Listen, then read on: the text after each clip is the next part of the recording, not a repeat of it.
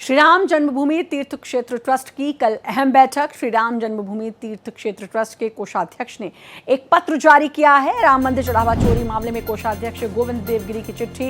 इस चोरी से मैं आहत, दुखी और लज्जित हूँ। गोविंद देवगिरी जो कि कोषाध्यक्ष हैं इस ट्रस्ट के, उन्होंने एक लेटर जारी किया है और इस लेटर में लिखा है, इस चोरी से मैं आहत, दुखी और लज्जित हूँ।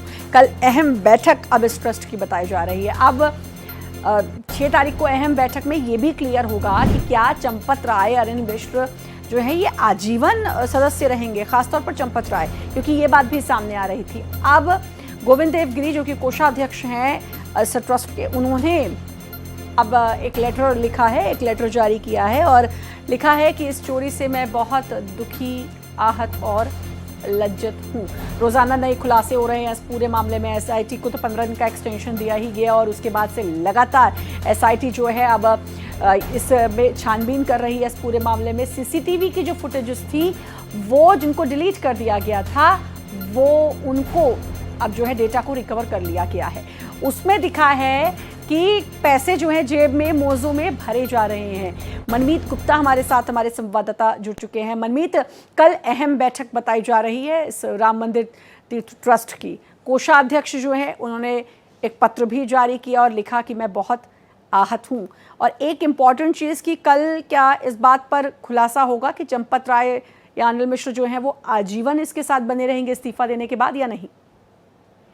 देखिए, एक चीज तो क्लियर है क्योंकि कल की जो बैठक है राम जन्मभूमि तीर्थ ट्रस्ट की दोपहर 3 बजे के करीब होनी है और इसमें जो सबसे महत्वपूर्ण बिंदु है कि चंपत राय और अनिल मिश्र का इस्तीफा उसको स्वीकार किया जाएगा कि नहीं किया जाएगा।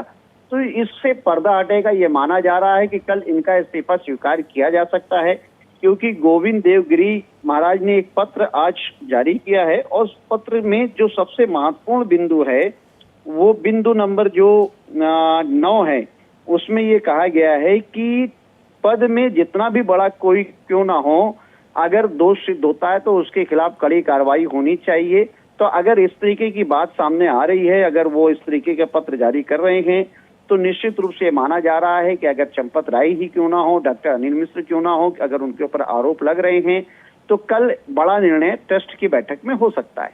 बिल्कुल, उसका इंतजार भी है। एक जो सीसीटीवी फुटेजेस हैं उनके डेटा को रिकवर कर लिया गया है और यही बताया जा रहा है कि उसमें पैसे जो हैं अपनी जेबों में, मोज़ों में जहां तहां भरते नजर भी आ रहे हैं।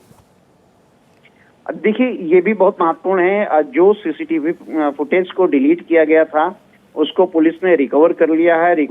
कवर करने के बाद उसमें ये देखा गया है कि कुछ लोग जो हैं वो जो दान के पैसे हैं उसको चोरी कर रहे हैं, उसको जेबों में भर रहे हैं, मोजों के अंदर रख रहे हैं, उसको छुपाने की कोशिश कर रहे हैं। इस तरीके की फुटेज में देखा जा रहा है। अब ये तय किया जा रहा है क्योंकि उसमें जो चेहरे हैं वो स्पष्ट नहीं हो रहे हैं, तो उसको हाई रेजोल्यूशन सॉफ्टवेयर के माध्यम से उस चेहरे को जो है स्पष्ट करने की कोशिश की जा रही है। कपड़ों के माध्यम से पहचान करने की कोशिश की जा रही है। ये माना जा रहा है कि इससे भी पहचान हो सकेगी क्योंकि अभी देखिए 8 लोग गिरफ्तार हैं, उनके पास से 80 लाख रुपए बरामद हो चुके हैं। अभी और भी बहुत सारे ऐसे चेहरे हैं जिनको जाहिर है बॉडी लैंग्वेज से अब जो है एसआईटी और पुलिस जो है अपने हिसाब से इन्वेस्टिगेट करेगी ही कि कौन कौन इसमें और शामिल हो सकते हैं। बहुत बहुत शुक्रिया आपका तमाम जानकारी देने के लिए मनमीत।